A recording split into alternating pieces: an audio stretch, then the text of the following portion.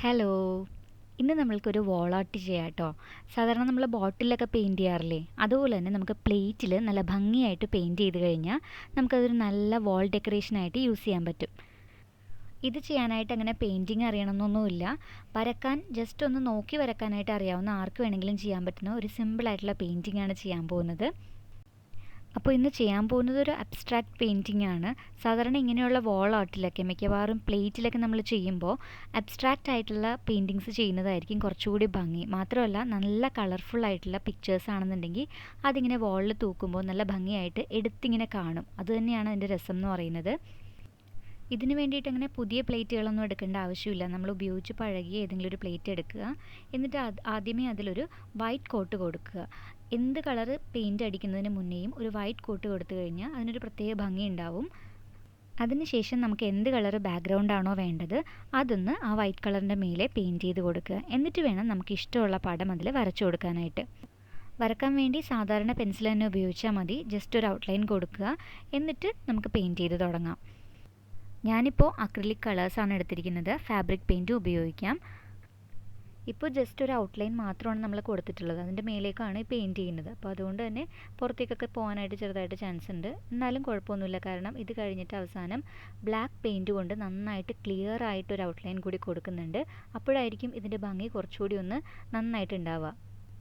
മാത്രമല്ല, നമ്മളിങ്ങനെ പ്ലേറ്റിലൊക്കെ ചെയ്യുന്ന ആർട്ട് വർക്കുകൾ ഒരു 3-4 ഒരുമിച്ച് വയ്ക്കുമ്പോൾ കുറച്ചും കൂടി രസമായിരിക്കും കാണാനായിട്ട്. അതുകൊണ്ട് തന്നെ ഞാൻ ഈ പെയിൻറ്റിങ് ചെയ്യുന്നതിന് മുന്നേ ഒരു 2 കൂടി ചെയ്തു വെച്ചിട്ടുണ്ടായിരുന്നു.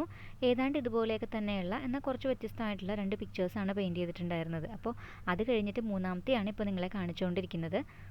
ഇതങ്ങനെ ഒരു വീഡിയോ ആക്കാനായിട്ട് ഉദ്ദേശിച്ചിട്ടുണ്ടായിരുന്നില്ല. അതുകൊണ്ടാണ് ആദ്യത്തെ 2 പെയിൻറ്റ് ചെയ്തപ്പോൾ ഞാനത് വീഡിയോ എടുക്കാതിരുന്നത്. പിന്നീടാണ് ഓർത്തത് ഇതൊരു വീഡിയോ ആക്കിയേക്കാമെന്ന് തോന്നി. അപ്പോഴാണ് ഞാനത് വീഡിയോ എടുക്കാൻ തുടങ്ങിയത്. അതുകൊണ്ട് തന്നെയാണ് ആദ്യത്തേത് കാണിക്കാൻ പറ്റാതെ പോയത്. ഇതുപോലെ തന്നെ ചെയ്താൽ മതി. വലിയ വ്യത്യാസമൊന്നുമുള്ള പെയിൻറ്റിങ്സ് അല്ല. മൂന്നും ഏതാണ്ട് ഒരേപോലെയുള്ള പെയിൻറ്റിങ്സാണ് വെക്കാനായിട്ട് ഉദ്ദേശിക്കുന്നത്. അപ്പോൾ മിക്കവാറും ഇങ്ങനെയൊക്കെ ഒരു പാറ്റേണിൽ വെക്കുമ്പോൾ ഭംഗിയുണ്ടാവും. അല്ലെങ്കിൽ ഒരേ കാറ്റഗറിയിൽ പെടുന്ന പെയിൻറ്റിങ്സ് ഒക്കെ ഒരുമിച്ച് വരുമ്പോഴായിരിക്കും കുറച്ചുകൂടി ആ ഒരു വാളിനൊരു പ്രത്യേക ഭംഗി നമുക്ക് തോന്നുന്നത്.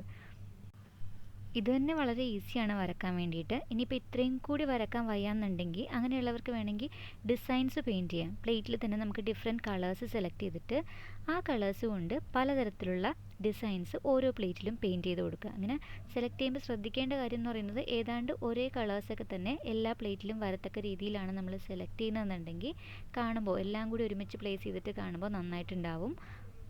പിന്നെ നമ്മൾ സ്വയം ചെയ്യുന്നതായതുകൊണ്ട് തന്നെ അവസാനം എന്തൊക്കെ ഇംപെർഫെക്ഷൻസ് ഉണ്ടെന്ന് പറഞ്ഞാലും നമുക്കത് ഒരുപാട് സന്തോഷം തരുന്ന കാര്യമായിരിക്കും.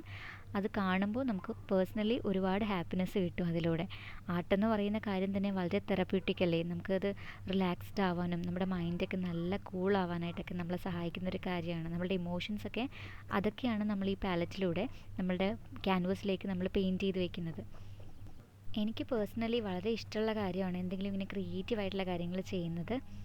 പണ്ട് മുതലേ ഇഷ്ടമുള്ളൊരു കാര്യമായിരുന്നെങ്കിൽ കൂടിയും ഇതിനങ്ങനെ വലിയ പ്രാധാന്യമൊന്നും ഞാൻ കൊടുത്തിട്ടുണ്ടായിരുന്നില്ല. അപ്പോൾ ആർട്ടിന് വേണ്ടിയിട്ട് കുറച്ച് സമയം സ്പെൻഡ് ചെയ്യാനോ അല്ലെങ്കിൽ അത് ഇമ്പ്രൂവ് ചെയ്യാനായിട്ട് എന്തെങ്കിലുമൊക്കെ ചെയ്യാനോ ഒന്നും ശ്രമിച്ചിട്ടുണ്ടായിരുന്നില്ല. അന്ന് പക്ഷേ ഒരുപാട് സമയം ഉണ്ടായിരുന്നു. ഇന്നിപ്പോൾ കല്യാണമൊക്കെ കഴിഞ്ഞപ്പോൾ നമ്മൾ അതിൻ്റേതായിട്ടുള്ള തിരക്കുകളിലേക്കൊക്കെ മാറി. അപ്പോഴാണ് പക്ഷേ ഞാൻ വീണ്ടും ആർട്ടിനെക്കുറിച്ച് ചിന്തിച്ചു തുടങ്ങിയത്. പിന്നെ ഒരുപാട് സമയം ഉണ്ടെങ്കിൽ നമ്മളത് മിക്കവാറും വേസ്റ്റാക്കി കളയാനുള്ള സാധ്യതയും കൂടുതലാണ്. അതേസമയം നമുക്ക് വളരെ കുറച്ച് സമയമേ കിട്ടുന്നുള്ളൂ എന്നുണ്ടെങ്കിൽ നമ്മളതെങ്ങനെയാണ് ഫലപ്രദമായിട്ട് ഉപയോഗിക്കേണ്ടതെന്ന് ആലോചിച്ച് തുടങ്ങും. അത്തരം ആലോചനയിൽ നിന്നാണ് ഇതുപോലെ കുഞ്ഞു കുഞ്ഞു ഇടവേളകൾ കണ്ടെത്തിയിട്ട് ഞാനും വരക്കാനായിട്ട് തീരുമാനിച്ചത്. ഇപ്പോൾ അതുകൊണ്ട് മിക്കവാറും ദിവസങ്ങളിൽ എന്തെങ്കിലും ഒരു പിക്ചറെങ്കിലും വരയ്ക്കുകയോ അല്ലെങ്കിൽ ക്രിയേറ്റീവായിട്ടുള്ള എന്തെങ്കിലും ഒരു കാര്യം ചെയ്യുകയോ ചെയ്യാനായിട്ട് ഞാൻ ശ്രമിക്കുന്നുണ്ട്. അറ്റ്ലീസ്റ്റ് എൻ്റെ ചെറിയ സ്കെച്ച് ബുക്കിൽ എന്തെങ്കിലും ഒരു ചെറിയ പെയിൻറ്റിംഗ് എങ്കിലും പെയിൻറ്റ് ചെയ്ത് വെക്കാറുണ്ട്. നമ്മളെ സന്തോഷിപ്പിക്കാനുള്ള ഉത്തരവാദിത്തം നമുക്ക് തന്നെയാണുള്ളത്. നമ്മുടെ സന്തോഷത്തിൻ്റെ താക്കോല് നമ്മൾ മറ്റുള്ളവരുടെ കയ്യിൽ കൊടുക്കേണ്ട ആവശ്യമില്ല. അങ്ങനെ കൊടുക്കുമ്പോഴാണ് പലപ്പോഴും നമുക്ക് ഡിസപ്പോയിൻമെൻറ്റ്സ് ഉണ്ടാവുന്നത്. അപ്പോൾ ഞാൻ മനസ്സിലാക്കിയിട്ടുള്ള ഒരു കാര്യം എന്ന് പറയുന്നത് നമ്മളുടെ സന്തോഷം കണ്ടെത്തേണ്ടതും നമ്മളെ തന്നെ മോട്ടിവേറ്റ് ചെയ്യേണ്ടതും നമ്മുടെ തന്നെ ഉത്തരവാദിത്തമാണ്. ഈ സന്തോഷം എന്ന് പറയുന്ന കാര്യം പലർക്കും പലതാണെങ്കിലും എന്താണോ നിങ്ങളുടെ സന്തോഷം അത് കണ്ടെത്തിയിട്ട് അതിൽ ഇൻവോൾവ് ആകുക. അപ്പോൾ എനിക്കത് ആർട്ടാണ്, നിങ്ങൾക്കത് വേറെ ഏതെങ്കിലും ഒരു ഫീൽഡായിരിക്കും. അപ്പോൾ എന്തായാലും ആ ചെയ്യുന്ന കാര്യം വളരെ ഹാപ്പി ആയിട്ട് ചെയ്യുക. സ്വയം സന്തോഷിക്കാനും സ്വയം എൻജോയ് ചെയ്യാനും പഠിക്കുക. പിന്നെ ഇതിനൊക്കെ വേണ്ടിയിട്ട് പെർഫെക്റ്റ് ആയിട്ടുള്ള ടൈം വരും എന്ന് വിചാരിച്ച് കാത്തിരിക്കാമെന്ന് മാത്രമേ ഉള്ളൂ. അതൊരിക്കലും വരാൻ പോകുന്നില്ല. നമുക്ക് കിട്ടുന്ന സമയം ഫലപ്രദമായിട്ട് ഉപയോഗിക്കാനായിട്ട് നമ്മൾ ശ്രമിച്ചാൽ മാത്രമേ പറ്റുള്ളൂ. ജീവിത സാഹചര്യങ്ങളൊന്നും നമ്മൾ വിചാരിക്കുന്നത് പോലെ എളുപ്പം മാറാൻ പോകുന്നില്ല. അതേസമയം നമ്മുടെ മൈൻഡ് സെറ്റ് നമുക്ക് മാറ്റിയെടുക്കാൻ പറ്റും. അപ്പോൾ അതുകൊണ്ട് തന്നെ എനിക്ക് തോന്നിയിട്ടുള്ള കാര്യമാണ്, നമ്മൾ ചിന്തിച്ചു കഴിഞ്ഞാൽ നമുക്ക് എല്ലാത്തിനും സമയമുണ്ടാവും, എല്ലാ കാര്യങ്ങളും ചെയ്യാൻ പറ്റും. അതുപോലെ തന്നെ സ്വയം ഹാപ്പി ആയിട്ടിരിക്കാനും പറ്റും. അപ്പോൾ ദേ നമ്മുടെ പെയിൻറ്റിങ്ങും ഏതാണ്ട് വരച്ച് തീരാറായിട്ടുണ്ട്. ഞാനിപ്പോൾ അത് ഔട്ട്ലൈൻ കൊടുത്തുകൊണ്ടിരിക്കുകയാണ്. ബ്ലാക്ക് പെയിൻറ്റും ഉണ്ട്, ബ്രഷ് കൊണ്ട് തന്നെയാണ് ഔട്ട്ലൈൻ കൊടുക്കുന്നത്. നിങ്ങൾക്ക് വേണമെന്നുണ്ടെങ്കിൽ മാർക്കറും യൂസ് ചെയ്യാം. ആദ്യമായിട്ട് വരച്ചു തുടങ്ങുന്നവരൊക്കെ ആണെന്നുണ്ടെങ്കിൽ മാർക്കർ കൊണ്ട് ഔട്ട്ലൈൻ കൊടുത്താൽ മതി കേട്ടോ. അതാണ് കുറച്ചുകൂടി ഈസി. കാരണം നമ്മുടെ കൈക്കൊരു ബാലൻസ് ഒക്കെ ആയാൽ മാത്രമേ നമ്മൾ ബ്രഷ് നമുക്ക് ഉദ്ദേശിക്കുന്ന രീതിയിൽ, ഉദ്ദേശിക്കുന്ന വീതിയിലൊക്കെ അത് വരച്ചെടുക്കാനായിട്ട് പറ്റുള്ളൂ പെയിൻറ്റ് ഉപയോഗിക്കുമ്പോൾ. അതേസമയം മാർക്കർ ആണെന്നുണ്ടെങ്കിൽ നമുക്കത് കുറച്ചുകൂടി ഈസി ആയിട്ട് ഹാൻഡിൽ ചെയ്യാൻ പറ്റും. പിന്നെ ഫസ്റ്റ് ടൈം ട്രൈ ചെയ്യുന്നവർ നല്ല ഈസി ആയിട്ടുള്ള പടങ്ങൾ തിരഞ്ഞെടുക്കാനായിട്ട് ശ്രദ്ധിക്കുക. അല്ലാന്നുണ്ടെങ്കിൽ നമുക്ക് വരക്കാൻ അത്ര ഇൻട്രസ്റ്റ് തോന്നില്ല. അപ്പോൾ ആദ്യം തന്നെ ഒരുപാട് ഡിഫിക്കൽട്ടായിട്ടുള്ള പടങ്ങളൊന്നും സെലക്ട് ചെയ്യേണ്ട. വളരെ ഈസി ആയിട്ട് പെട്ടെന്ന് വരച്ചെടുക്കാൻ പറ്റുന്ന പടങ്ങൾ സെലക്ട് ചെയ്തിട്ട് വരച്ച് നോക്കുക. നമ്മൾ ഉപയോഗിച്ചിരിക്കുന്ന അക്രിലിക് കളേഴ്സ് ആണല്ലോ, അപ്പോൾ അതുകൊണ്ട് തന്നെ അത് പെട്ടെന്ന് ഉണങ്ങുന്ന പെയിൻറ്റാണ്. അതുകൊണ്ട് വരക്കുമ്പോൾ സ്പീഡിൽ വരച്ചെടുക്കാനായിട്ട് ശ്രദ്ധിക്കണം. അല്ലാന്നുണ്ടെങ്കിൽ പെയിൻറ്റ് പെട്ടെന്ന് തന്നെ കട്ടയായി പോവും. ഇത് നമ്മൾ ഒട്ടും വെള്ളം ചേർത്ത് ഡൈല്യൂട്ട് ചെയ്തിട്ടൊന്നും അല്ല ഉപയോഗിക്കുന്നത്, ഡയറക്റ്റായിട്ട് തന്നെയാണ് ഉപയോഗിക്കുന്നത്. ഫാബ്രിക് പെയിൻറ്റും അതുപോലെ തന്നെയാണ്. അപ്പോൾ അതുകൊണ്ട് തന്നെ അത് വേഗം കട്ടയാവുന്ന പെയിൻറ്റാണ്. സ്പീഡ് പെയിൻറ്റിങ്ങിന് പറ്റിയ മീഡിയമാണ് അക്രിലിക് എന്ന് പറയുന്നത്. ശ്രദ്ധിക്കേണ്ട കാര്യം എന്ന് പറയുന്നത്, നമുക്കൊരു ധാരണ ഉണ്ടാവണം നമ്മൾ എന്ത് പിക്ചറാണ് വരക്കാൻ പോകുന്നത്, അതിന് എന്തൊക്കെ കളർ പെയിൻറ്റ് എവിടെയൊക്കെയാണ് അപ്ലൈ ചെയ്യേണ്ടതെന്നതിനെ പറ്റി. അപ്പോൾ അങ്ങനെ ആകുമ്പോൾ ഒരു കളർ പെയിൻറ്റ് എടുത്തിട്ട് അത് എവിടെയൊക്കെയാണോ വേണ്ടത് അവിടെ എല്ലാം അപ്ലൈ ചെയ്തതിന് ശേഷം നമുക്ക് അതങ്ങോട്ട് മാറ്റാൻ പറ്റും. അല്ലാന്നുണ്ടെങ്കിൽ നമ്മൾ പല പ്രാവശ്യമായിട്ട് അതേ കളർ പെയിൻറ്റ് എടുത്തു കഴിയുമ്പോൾ ആ പെയിൻറ്റും കട്ടയായി പോകാൻ ചാൻസ് ഉണ്ട്. മാത്രമല്ല നമുക്കത് ഒരു സ്പീഡിൽ തീർക്കാനും പറ്റില്ല. പിന്നെ നമ്മൾ ഈ പെയിൻറ്റിങ് ഫിനിഷ് ചെയ്തതിന് ശേഷം ഒരു വാർണിഷ് കൂടി കൊടുക്കുകയാണെന്നുണ്ടെങ്കിൽ ഇത് കുറച്ചധികം നാൾ ലാസ്റ്റ് ചെയ്യും കേട്ടോ. അല്ലാന്നുണ്ടെങ്കിൽ നമ്മൾ ചെയ്യുന്ന സർഫേസിനനുസരിച്ച് ഇത് ചിലപ്പോൾ പൊളിഞ്ഞു പോരാനൊക്കെ ചാൻസ് ഉണ്ട്. കുറച്ച് സ്മൂത്ത് ആയിട്ടുള്ള സർഫേസിൽ ചെയ്യുമ്പോഴാണ് കേട്ടോ ഇത് മിക്കവാറും പൊളിഞ്ഞു പോരാൻ ചാൻസ് ഉള്ളത്. പ്ലേറ്റ് സ്മൂത്ത് ആയതുകൊണ്ട് തന്നെ അതിനുള്ള സാധ്യതയുണ്ട്. അപ്പോൾ അതുകൊണ്ട് ഒരു കോട്ട് വാർണിഷ് കൂടി അവസാനം ഒന്ന് അടിച്ചു കൊടുത്തേക്കുക. അപ്പോൾ അതാകുമ്പോൾ നമുക്ക് സേഫാണ്. അല്ലെങ്കിൽ നമ്മൾ ഇത്രയധികം എഫേർട്ട് എടുത്ത് ചെയ്യുന്ന കാര്യം, വളരെയധികം ഇഷ്ടത്തോടെ ചെയ്യുന്നൊരു കാര്യം പെയിൻറ്റൊക്കെ പോയി നശിച്ചു പോകുന്നത് കാണുമ്പോൾ നമുക്ക് ഒരുപാട് വിഷമം തോന്നിയേക്കാം. അപ്പോൾ അതുകൊണ്ട് വാർണിഷൊക്കെ അടിച്ച് കുറച്ച് ലോങ് ലാസ്റ്റിക് ആയിട്ടിരിക്കുന്ന രീതിയിൽ തന്നെ ചെയ്തു വെക്കുക. പിന്നെ ഇത് ഇപ്പം ഞാൻ ചെയ്യുന്ന കാര്യം, ആ ഒരു ഡീറ്റെയിലിങ് എനിക്ക് അത്രയധികം അങ്ങോട്ട് ഇഷ്ടപ്പെട്ടില്ല. അപ്പോൾ അതുകൊണ്ട് തന്നെ ആ ഒരു പോർഷൻ ഞാൻ അവസാനം ഒന്ന് കവർ ചെയ്ത് കളഞ്ഞിട്ടോ. എനിക്കത് ഇഷ്ടപ്പെടാതിരുന്നതുകൊണ്ട് ഞാനത് മായ്ച്ച് കളയാണ് ചെയ്തത്. പെയിൻറ്റ് തന്നെ ഉപയോഗിച്ചിട്ട് ആ സെയിം കളറ് ബാക്ക്ഗ്രൗണ്ട് പെയിൻറ്റ് തന്നെ ഉപയോഗിച്ചിട്ടാണത് കളഞ്ഞിട്ടുണ്ടായിരുന്നത്. അക്രിലിക് പെയിൻറ്റിന് അങ്ങനെ ഒരു ഗുണമുണ്ട് കേട്ടോ. അതായത് എന്തെങ്കിലും മിസ്റ്റേക്ക് പറ്റിക്കഴിഞ്ഞാൽ നമുക്കത് ആ കളർ പെയിൻറ്റ് തന്നെ ഉപയോഗിച്ചിട്ട് ഒന്ന് കവർ ചെയ്തെടുക്കാൻ പറ്റും. ഉണങ്ങി കഴിഞ്ഞിട്ട് വേണം ചെയ്യാമെന്ന് മാത്രം ശ്രദ്ധിച്ചാൽ മതി. അപ്പോൾ ദേ ഔട്ട്ലൈൻ കൊടുക്കുന്ന പരിപാടിയും ഏതാണ്ട് തീരാറായിട്ടുണ്ട്. അപ്പോൾ ഞാനതിൽ ഇപ്പോൾ വാർണിഷ് അടിക്കുന്നില്ല. 2 ദിവസം കഴിഞ്ഞിട്ട് നന്നായിട്ട് ഇത് ഉണങ്ങിയതിന് ശേഷമാണ് വാർണിഷ് അടിക്കാനായിട്ട് ഉദ്ദേശിക്കുന്നത്. അപ്പോൾ വാർണിഷ് അടിക്കുന്ന ഭാഗം ഞാനിതിൽ ഷൂട്ട് ചെയ്തിട്ടില്ല കേട്ടോ.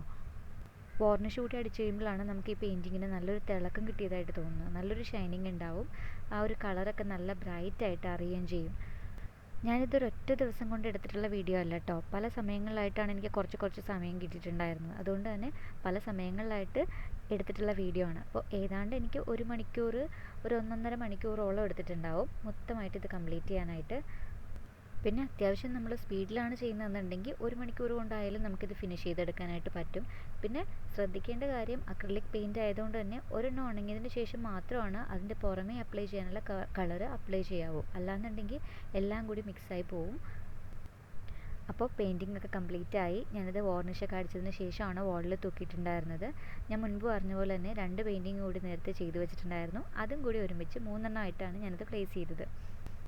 ഒരു 4-5 പീസോ വേണമെങ്കിലും ഒരുമിച്ച് പ്ലേസ് ചെയ്യാം കേട്ടോ. അതാകുമ്പോഴും കുറച്ചുകൂടി നല്ല രസം ഉണ്ടാവും. ഞാനൊരു 2 എണ്ണം കൂടി പെയിൻറ്റ് ചെയ്ത് വെക്കാനായിട്ട് ഉദ്ദേശിക്കുന്നുണ്ട്. അപ്പോൾ അത് സാവകാശം വെക്കാം എന്നാണ് വിചാരിക്കുന്നത്. ഇപ്പോൾ ഇത് ഒട്ടിച്ചിട്ടുള്ളത് ഡബിൾ സൈഡ് ടേപ്പ് കൊണ്ടാണ് കേട്ടോ. നിങ്ങൾക്ക് ഹാങ് ചെയ്യാനായിട്ടുള്ള എന്തെങ്കിലും സാധനം ബാക്കിൽ ഫിറ്റ് ചെയ്യാൻ പറ്റുകയാണെന്നുണ്ടെങ്കിൽ അങ്ങനെ നമുക്ക് വെക്കാം. ഡബിൾ സൈഡ് ടേപ്പ് ആകുമ്പോൾ എല്ലാവർക്കും അവൈലബിൾ ആയിട്ടുള്ള കാര്യമാണ്. നമുക്ക് എളുപ്പം അത് ഒട്ടിച്ച് വെക്കാനും പറ്റും. അപ്പോൾ നമ്മുടെ ഇന്നത്തെ പെയിൻറ്റിങ് വീഡിയോ ഇഷ്ടമായിട്ടുണ്ടാവുമെന്ന് വിചാരിക്കുന്നു. സമയം കിട്ടുമ്പോൾ അല്ലെങ്കിൽ സമയം കണ്ടെത്തി ഇതുപോലെ ഇഷ്ടമുള്ള കാര്യങ്ങളൊക്കെ ചെയ്തിട്ട് എല്ലാവരും ഹാപ്പി ആയിട്ടിരിക്കുക. ഇനി അടുത്ത നല്ലൊരു ടോപ്പിക്കായിട്ട് കാണുന്നത് വരെ ബൈ.